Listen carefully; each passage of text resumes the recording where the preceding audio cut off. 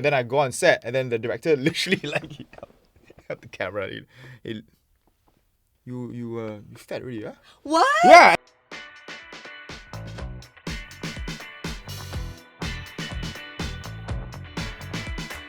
Hey, what's up? Welcome to another episode of Men Explain. Today we have Ben Kheng. Hey, my name is Benjamin Kheng. I sing songs, and I have never ever photoshopped my butt on social media. Yes, you have. And today's episode is about beauty standards.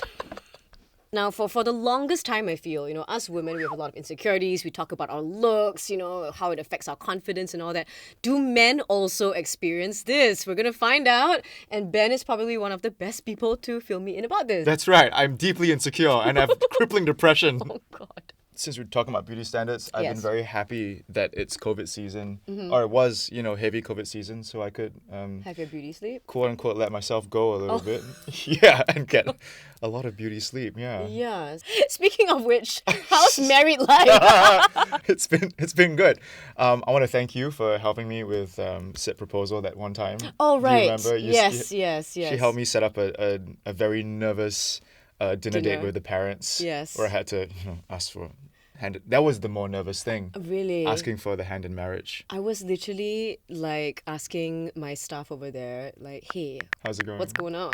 Are there tears yet? No, nobody said anything. And he laughed at me. Yeah. He was like, "You're very nervous." I was like, yeah, you think? Well, thank you so much for joining us here today, because when it comes to beauty standards, it's something that I feel maybe we'll feel more of it in the media industry. I don't know if you agree with me on that. I think as much as you try to talk around it and try to talk about your worth and everything, I mean the most identifiable metric for us is how you look, right? Even if it's not something about how you look, that's what people talk about a lot when they have the names of media personalities on their lips. It's unavoidable. It's kind of awful, and so even if you didn't start out prioritizing it, you do think about it eventually. Yeah. And obviously, when it comes to clients or agencies, they can't help but also scroll through your social media platforms, and then it unearths a whole new conversation, right? Like, oh, he or she looks like this, or maybe suitable for our brand, stuff like that. You think? Absolutely. I think it's obviously different in the acting world as opposed to, let's say, the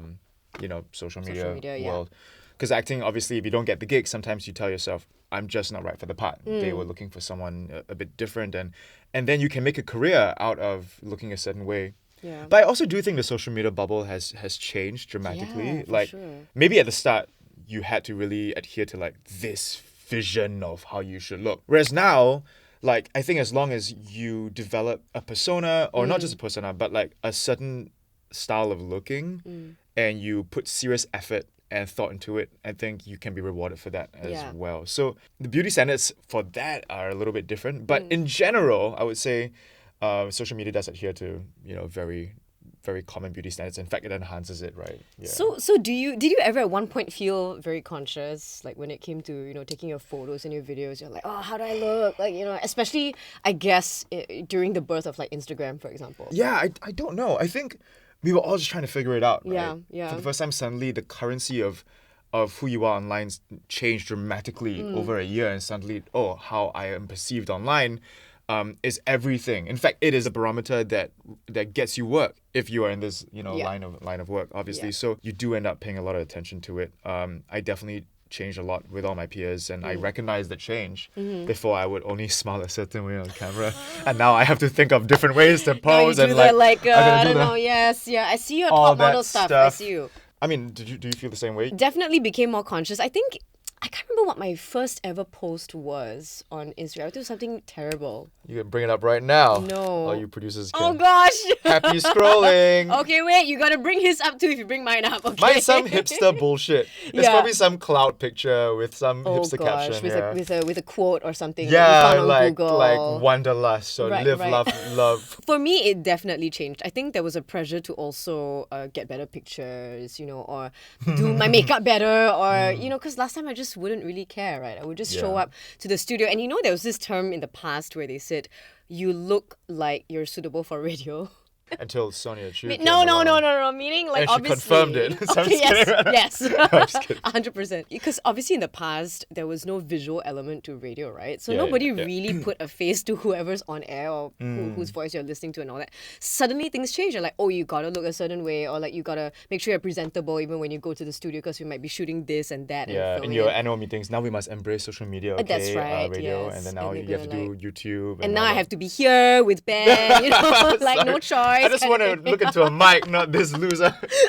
Yes. Yeah, so it has changed. Do you think men or women get judged harsher when it comes to looks, especially online? Can be straight up and honest, okay? This is a Both no filter equally- type of conversation. I know, yeah. Well, I mean, there's judgment on both sides, and it happens, I think, in different arenas. Yeah. But for sure, women get it much worse. I think, thanks to the crushing patriarchy and our very common misogyny language, and the fact that for centuries men have been favored and been seen as world leaders, policy makers, and they've been judged very differently.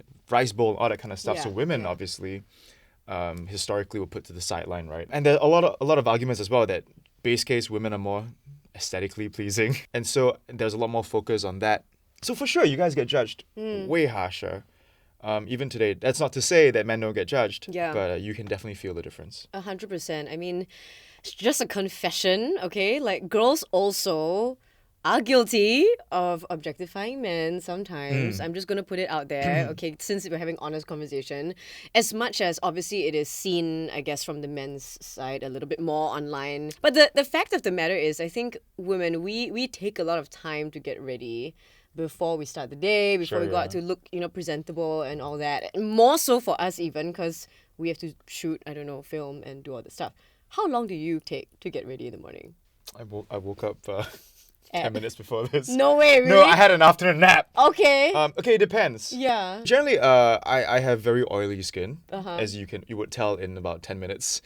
So We're gonna have that zoom in. You're gonna get that in exactly close up. 10 minutes. yeah. So okay. the makeup artist is always behind the camera with the tissue, like, Ready, to ready, stand I'm by ready. to dab me already, like. Okay, so 5 minutes, 10 minutes. That's all I'm gonna. Yeah, I would say Okay. like yeah. That's enough. Yeah. Okay. So How long do you take? Well, I was hoping to skip that. Yeah, exactly. I think Sometimes I take an hour.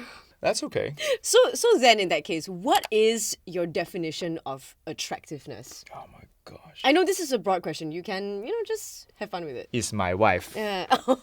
That's the right answer. Correct. Fast already. Okay. In that case, I'll make it easier for you. Okay, no. Oh, I have a decent answer, but like Okay. people are gonna really shit on me for this. Okay, no, this is bad to say too. Okay. Do you want me to rephrase? Please. Okay. Yeah. At this point, okay. Yeah. What makes Naomi attractive to you? Oh, personality. Uh-huh.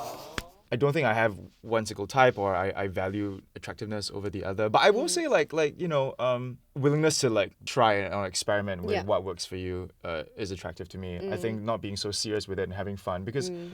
yeah, if you're not so caught up about how you look all the time, or you want to try something different, I think I love to see that kind of creativity. Yeah. And obviously, there will always be these stereotypes, right? Like, oh, women have to be like curvaceous, beautiful hair, beautiful eyes. I Yeah. mean, guys have to be muscular and tall and I don't know, whatever it is that they, used to say in the past.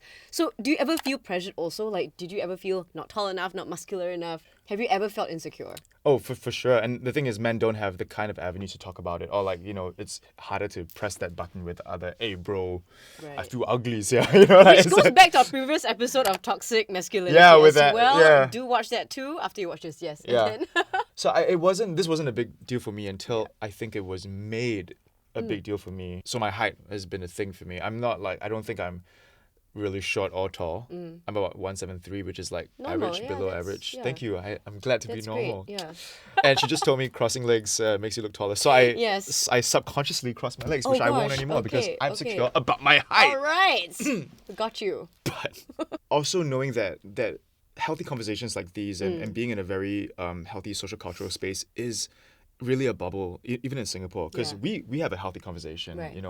I think a lot of our peers also have healthy conversations, but outside general conversations in this country or outside, it's not the same. I was in the sports school when I was younger, and I remember I was one of the shortest and the fattest growing up. So it wasn't a big deal for me before that. And then when I got into the school, it became a very big deal because I was the shortest kid on the team, and I was made very aware of it. Oh, wow. And they were tease me incessantly and not creatively. Like the What best would they insult say? was shorty Ben, and I was like, guys, work harder. I can think Try of harder. way better. Give me something more creative, you know? Yeah. Please don't fall short. That's right.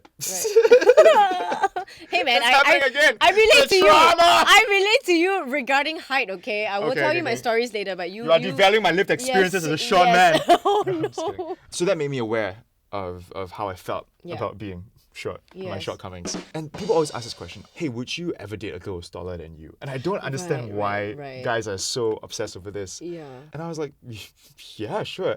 And so I eventually did date a girl who was like taller than me. Mm. It wasn't a big deal until my friends started asking me about it. Really? And I was like, are you guys like But super invested in my height? Like, yeah, you know what if I'm you don't saying? have a problem with it, why would they Absolutely. be so concerned about But that? because it kept coming up in random conversations, Okay. it slowly ate into me. I was like, should this be a thing? Mm, You know? So I think in many circumstances, we're not born with these insecurities. You know, Right. but it's really like laid upon us by other people, and Yeah. it's on our onus to learn how to reject things that Yeah. that should not have control and shackles over us. I mean, height has also been a bit of an issue for me as well. I'm not the tallest girl in the group, okay? Obviously, especially when I came into the industry. You know, I have to admit, right? I felt the need to wear like heels all the time. Yeah. When I went to like, I don't know, And wearing events heels or the whole anything. day is a tall order. Yes, indeed. We should have a pun count here. Yeah, so it was so sad because I would never feel comfortable just walking up to an event in sneakers. And when I did, the amount of comments that I got from people who were like, yeah, I didn't realize you're so short. Like, it was just back to real? back. Yeah, like for reals. Because I think they were so used to me like having some extra height or like, you know, wearing okay. heels or whatever. So one day I was like, you know what, I'm just going to wear sneakers because I'm so tired and, you know, I'll just rock up. Yeah. And then I remember, not going to name the celebrity, but this guy. Damn it! I'm not going to name Joakim names. Gomez. No, it's not. Okay, you know when friends make fun of each other, you know that it's not from a bad place. Edwin right? Goh. Yeah, no, it's not Joakim Romeo or Edwin. Tan. No, it's literally none of them. Okay, so then he rocks up to me and he goes like this. Hey, Sonia, where are you? Like, how come I cannot see you today? Like, you know, that kind of. yeah. And I was just like, oh my god, I don't even know you that well. Like, and you're the 10th person. Yeah, we can laugh about it now, but I think at the point I was like, I'm Yeah. so tired of it. I was No, like, it's I'm funny, so but done. it hurts later. But it's especially when it's laced as a joke. You kind of like you brush it off, but also it's a little, you know, it's like a small little knife Yeah, stab as yeah. opposed to like a big stab. Exactly, Yeah. exactly. So how did you then get over this whole feeling? Just grow taller lah. Is it okay? No. Tell me your secret. Easy lah. Yeah. Plastic surgery is it? Every You day did? just, yeah, I did my knees. did your knees? Yeah, Yes, I did my okay, knees. Just 2 centimeters. Okay, oh, makes a huge difference. Makes a huge difference. Yes. Yeah. No. Guys, he did not, you know, get his legs extended. Just FYI. Yeah, Today Online's gonna write a piece Yeah, about how I know. yeah. A few months ago, again, I was on shoot for this magazine shoot, and you know how it is. Yeah. You know, on set sometimes it's super pressurizing. Yeah.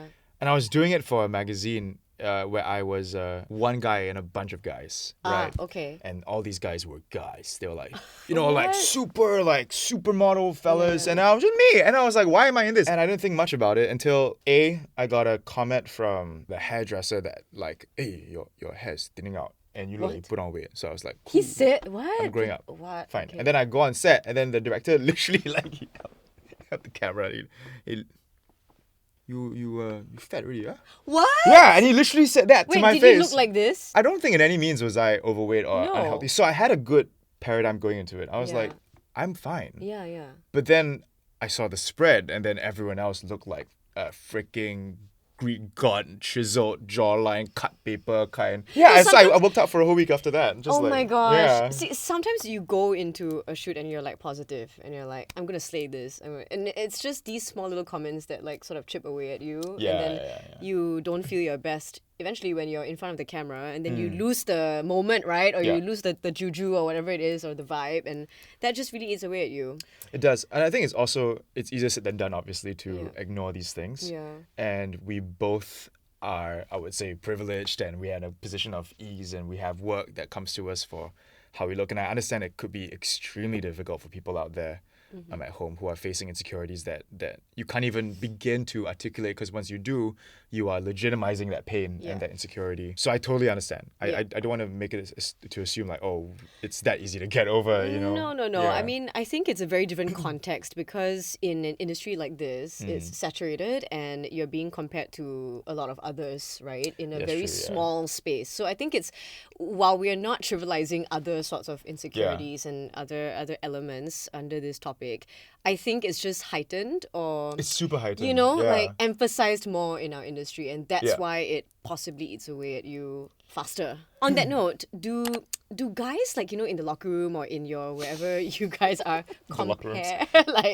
compare like, oh, like I'm muscle lah, I think I need to a bit more lah. Wow, bro, you look very good today. Okay, the whole locker room thing, Yeah. right? Like with men and their sizes of different appendages. Yes. Beauty standards always shift through the centuries, right? Yeah. And if you want to talk about those kind of beauty standards, then in ancient Greece times, a small appendage was considered beautiful. Really? Yeah, I mean, I didn't know this. Oh. well, let me educate you on the knowledge of small appendages, not from experience. Not I don't from know. experience, Okay, yeah. and then I know this is a bit kind of like kind of gross, but there's a better ending to the story. Yes. trust me. Okay, I'm waiting Yeah, for it. there's a larger meaning to I'm this. waiting for the climax of the story. I'm sorry. This is so hard. Anyway, so okay, back then, obviously in ancient Greece and medieval times Yeah. and the Renaissance period, why you see statues with such small bodies? Yes. Is because that was lauded as The ideal. as the ideal aesthetic, because Okay. it signified wealth, it signified restraint, while other male counterparts with long, Yeah.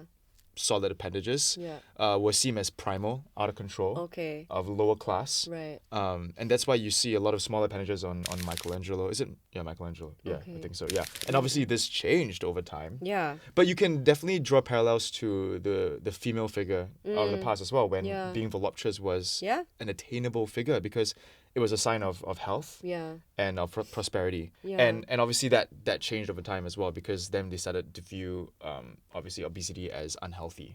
Yeah, but back then that was the beauty standard, Yeah. right? So like the goalposts are always shifting. Yeah, and Yeah. you know, along the way it shifted to like, oh, being skinny, like I don't know, in the 60s or what, like Twiggy and stuff like that, like those top models. Yes. It's like insanely, you know, the figure became so different, and then Yeah. you see all these like modeling shows, for example, they're all casted a certain way Yeah. until I think up until the recent few years, you know, obviously everyone's trying to be a bit more inclusive as well, and I think it's a great thing It's because so good, yeah. you know, who's to say this girl is a model to you and not to me, or you Yeah. know, so on and so forth, to each And- his own, right? It's hard for us to say whether or not each century had that tipping point. You know, the Yeah, tipping yeah. point or the jumping the shark moment where they went, okay, enough is enough. Yeah. We need to start thinking that Change, way. yeah. And then if the needle went the other way, you know what I'm saying? Because yeah, it came to a point where we realized that actually looking healthy is the goal. Yeah. And then to what point now where looking healthy becomes the apex, and then we all have to be super fit. And obviously this ties into how confident you are about yourself as well, right? Oh, for You sure, know, I yeah. mean, confidence is a thing that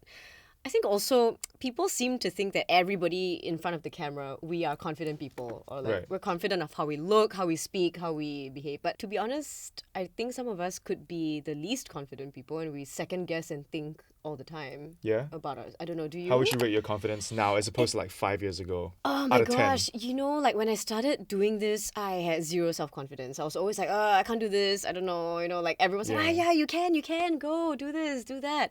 But I would say my self-confidence was like at an all-time low when I joined the industry. Because you came up through the competition too, Yeah, right? yeah. That must be So, super pressurizing as well. I would never join a competition again. Just saying, okay, just saying, like, it was really tough. And, you know, the fact that also during that contest, you get eliminated, you get brought back, you get, you know, there's a lot of ups and downs, right? So I did get eliminated and then I got brought back. So Right, my right, confidence right. really was like, oh my God, I can't do this anymore. Yeah, like, where's my self-worth? in yeah, that? yeah, exactly. And your self-worth was based on votes, which is, oh my God, back then they didn't even have Instagram at the point. So it's not like likes or whatever, it's literal votes, I think, through a website. Yeah. So I'm like, oh my gosh, I don't think I'm going to win this because I'm not the most like popular person in terms of voting, right? So that's when it started, like you realize a price tag has been put on you, or like your Yeah, value is being being valued. tied to the amount of likes that you get now in this context on Instagram or TikTok Sure, or yeah. whatever, right?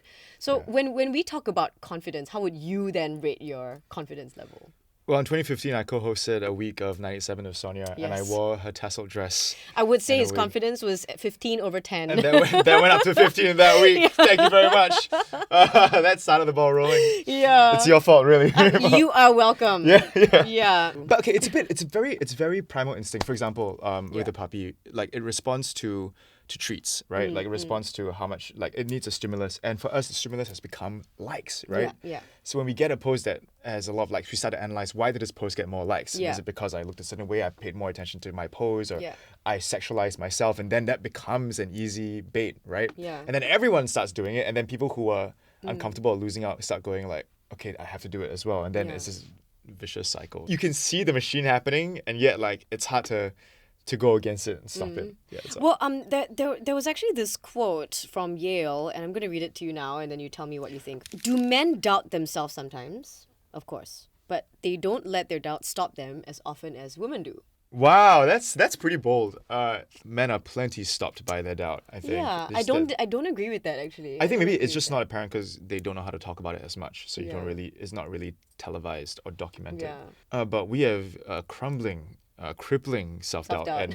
and anxiety, that. Yeah. heaps of it. But has self-doubt and insecurity ever made you think, maybe I want to change my appearance a little? Like do some fillers or, I don't know, do something. I mean, this is a question Yeah. that sometimes, we're being fed so much ads, right? Like, oh, I Yeah. saw this like this filler thing or this like skin thing that you do. Like, don't you want to do it too so you can get a sharper nose? When I was in secondary school, I actually did Google about knee surgery because Oh, no, I was so really? traumatized at school. So I actually did Google it, and I was seriously considering. I had this friend in school, so he had a terrible underbite. Okay. And just the trauma he got from school, Oh, know, no. like just awful. I mean, it was enough to see that the teeth didn't align. Yeah. You know, but it was also enough to become his identity. And when you're in secondary People school, make fun of him. yeah, that becomes your identity. You are the jaw guy, you Oh, know, or you're that no. fella, and people will always make fun of it. And then someone drew a photo. No. Yeah, and then it was awful. He drew a photo and he started printing it out. Oh God, that's And at like that point, bullying. yeah, so at that point, like obviously stricter measures were in place. The guy was yeah. punished. Oh, God. But this friend of mine went on and he got surgery, and that's completely. completely fine, yeah. Yeah, that's completely fine because I think if it's been plaguing you that long, like Yes. you need to feel okay with Yes. yourself. But then the argument is also like if you are that person at the situation, people will tell you just own it, like Yeah. just be funny or like make light of it. Yeah. Even that's kind of hard also It just to get to that point. It yeah. is, because you don't want to always have that at the top of your head as well, and Yeah. you know, And you don't want to make a subconsciously. joke and then make it fall short. Yeah. Yeah. Yes. On that note, anything else that you want to leave your bros here today? Because obviously, it's been a really insightful chat, and thanks for joining me on this. Just do you, man. And that shall be printed on a T-shirt. Yeah, just do you. Yes. I think it's hard for everybody, but I think there's immense power in articulating it with your friends. I'll probably just reiterate what Aaron said as well. There's a lot of power in sharing your heart, and I think you'd be surprised, even like guy to guy, how receptive like we can be. My guy friends and I have these conversations over the PlayStation Network. Like we literally have our headsets on, we're playing a game, and then just saying like, I feel fat today, bro. Really? Yeah. So I mean, like it's fine. I think you'd be surprised. I think that just that first step is really hard to open that line of communication. But Yeah. once you do, it's You build a support system, and I think it's great. that's right. Yeah, Help you that's stand tall. one. I think I lost on this one. I'll give it to Ben. On that note, thank you so much for watching this very bizarre episode of Men Explain. I had so much fun. I Thanks had for being heaps of so fun. entertaining. Please like, share, and subscribe to our channel. And please leave a comment about something that you liked or disliked from this episode, and Sonia will personally get back to you. Yes, I will.